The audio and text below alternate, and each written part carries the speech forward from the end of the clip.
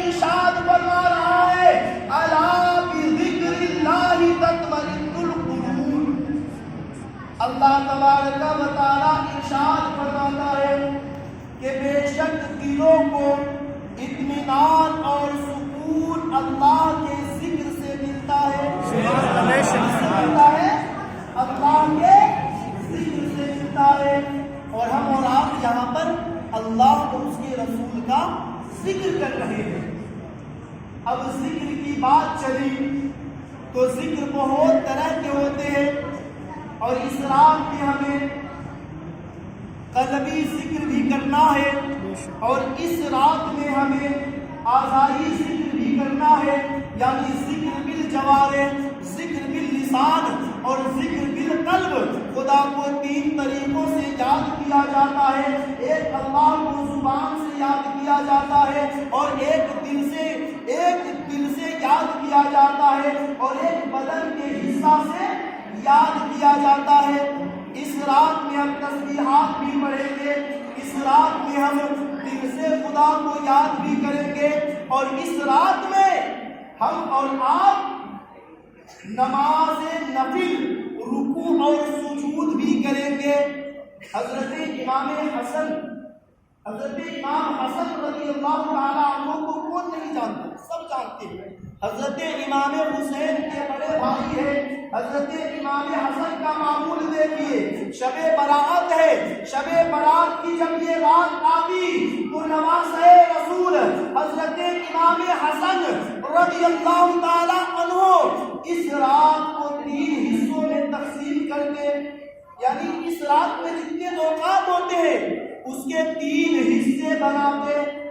ایک حصہ میں تو قرآن کے فرمان کے مطابق ان اللہ وملائکتہ یصلون علی النبی یا ایھا الذین آمنوا صلوا علیہ وسلموا تسلیما، یعنی قرآن کا یہ فرمان ہے کہ بے شک اللہ اور اس کے تمام فرشتے نبی پاک پر درود بھیجتے ہیں، لہذا اے ایمان والو تم بھی خوب درود پاک پڑھو۔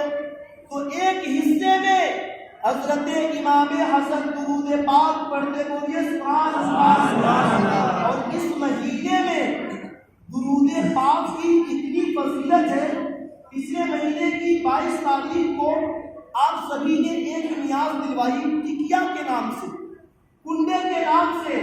کن کا لگوائے؟ حضرت امام جعفر صادق رضی اللہ تعالیٰ عنہ کے۔ یہ اہل بیت کے روشن چراغ ہے، اور حضرت امام جعفر صادق رضی اللہ تعالیٰ عنہ فرماتے ہیں کہ شب برات کے مہینے میں اے میرے چاہنے والوں اور اے میرے نانا کے امتیوں، شب برات کے مہینے میں تم ہر روز 700 بار درود پاک پڑھا کرو۔ کتنی بار؟ 700 بار درود پاک پڑھا کرو۔ حضرت امام جعفر صادق رضی اللہ تعالیٰ عنہ فرماتے ہیں کہ جب بندہ شب برات کے مہینے میں 700 بار درود پاک پڑھتا ہے تو اللہ تبارک و تعالیٰ ایک فرشتہ مقرر کرتا ہے، اور اس درود کو پیارے آقا صلی اللہ تعالیٰ علیہ وسلم کی بارگاہ میں پیش کر دیتے ہیں۔ اب جیسے گنہگاروں کا درود پڑھنا اگر پیارے آقا کی بارگاہ میں پہنچ جائے تو اس سے بڑی خوش نصیبی کی بات نہیں۔ ہمارا درود اگر نبی کی بارگاہ میں پہنچ جائے تو اس سے بڑی خوش نصیبی کی بات نہیں۔ حضرت امام جعفر صادق فرماتے ہیں کہ جو شب برات کے مہینے میں، شعبان کے مہینے میں 700 بار درود پڑھا کرو، اور جب درود بندہ پڑھتا ہے تو اللہ تعالیٰ فرشتہ مقرر کرتا ہے، اور اس درود کو پیارے آقا کی بارگاہ میں پیش کیا جاتا ہے، جس سے پیارے آقا کی روح خوش ہو جاتی ہے۔ پھر اللہ تعالیٰ اس فرشتے کو حکم دیتا ہے کہ اے فرشتے، جس نے یہ دعا پڑھی ہے یعنی یہ درود پڑھا ہے دعا کرو، مغفرت کی دعا کرو۔ یہ سہانی رات ہے، رحمت والی رات ہے، برکت والی رات ہے۔ ایک بار دل سے لو لگا کر پیارے آقا کی بارگاہ میں درود پاک پڑھے۔ اللہم صلی علی محمد و آلہ وسلم، صلاۃ و سلام علیک یا رسول اللہ صلی اللہ علیہ وسلم۔ شب برات کے تعلق سے بھی آپ کے سامنے بیان ہوگا، لیکن جو میں نے ٹاپک لیا الا بذکر اللہ تطمئن القلوب، دلوں کو اطمینان اللہ کے ذکر سے ہی ملتا ہے۔ دلوں کو سکون مال و دولت سے نہیں ملتا، کس سے ملتا ہے؟ اللہ کے ذکر سے ملتا ہے۔ آئیے خاتون جنت کی زندگی کا ایک جزء، ایک ٹکڑا آپ کے سامنے بیان کیا جائے۔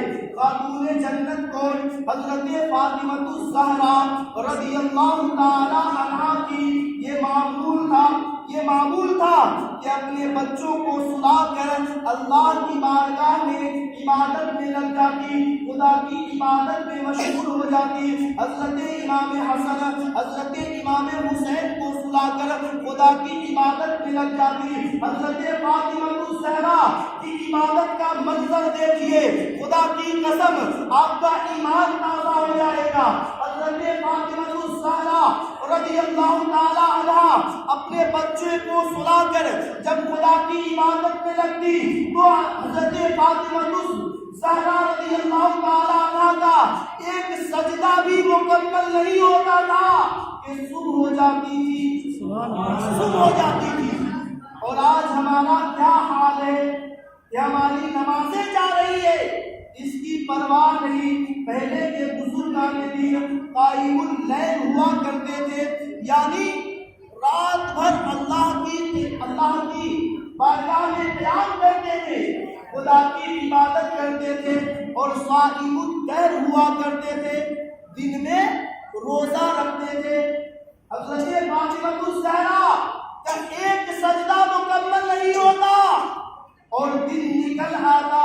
حضرت فاطمہ الزہرا رضی اللہ تعالی عنہا اللہ کی بارگاہ میں دعا کرتی، اے رب، اے میرے مالک و مولا پروردگار، اے اللہ، تو اب فاطمہ کے لیے کوئی ایک ایسی لمبی رات بنا کہ جس میں فاطمہ دل کھول کے تیری عبادت کرے، دل کھول کے تیری عبادت کرے۔